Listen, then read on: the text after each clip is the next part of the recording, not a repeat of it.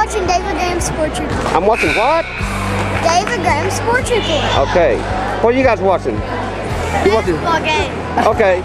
Contrary to what you may have heard, the diner is not closing. Let me repeat that again. The diner on Jacksboro Pike is not closing. As a matter of fact, the diner has been serving this area for 7 years and plans on serving you for many more years to come with daily luncheon specials, fresh homemade desserts, and they still take great big food orders. So, let me repeat this one more time. The diner is not closing. So, having said that, we'll see you soon at the diner on Jacksboro Pike, home of great food, great people, and great service. When you call for just any ambulance service, you never know what you might get.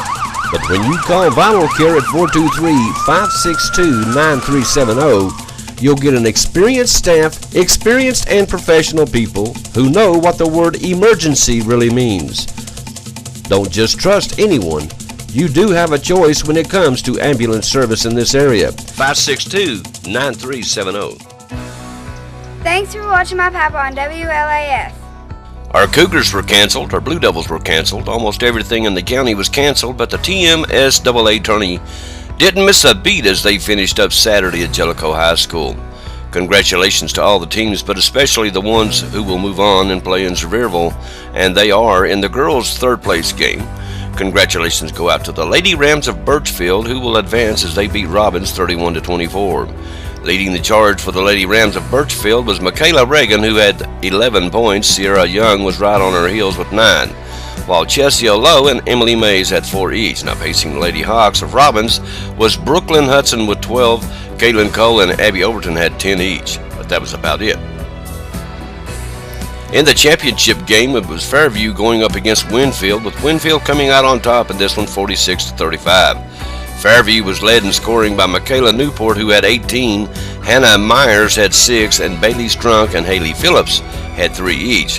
It was a more balanced scoring attack by the Lady Bobcats of Winfield. They were led by Paige Wisner, who was unstoppable. She had 25 points. Whitney Lay had 12, Kaylee Martin had 3, and Toby Strunk chipped in 2. Now in boys action, the crowd started gathering as it was almost time for Jellicoe to play, but not before the consolation game that saw Winfield take on an embarrassed and a very upset Fairview team, which lost to Birchfield the other night. They lost to a team they hadn't lost to all year long, and somebody was going to pay in this game, but they didn't pay too dearly as Winfield gave the Rebels of Fairview all they wanted. Fairview came out on top in this one, but they only came out on top 47-42. For Winfield, Dylan Smith had 18, Dylan Doherty had 14, while Rich Kid Dykes had 9. Now for Fairview, they were led by Bryson Ross, who had 15, Tristan Turry had 14, Tyler Ward had 10, and Dawson Brandstetter had 9. Now to the game that everyone had been waiting for. The Blue Devils, who have ran roughshod through everyone in this tournament, played a team in Birchfield who, according to some people, weren't supposed to be in this game. If you recall, they beat Fairview the other night, a number 1 seed, 41-40. Well, just like everyone else, the Big Blue won big, 64-28. Leading the charge for the Rams of Birchfield was Isaac Morrow with 16, Braxton Chitwood had 6, and Josh Roden had 3. But it didn't matter. The Blue Devils ran through them just like water, just like they have all the other teams.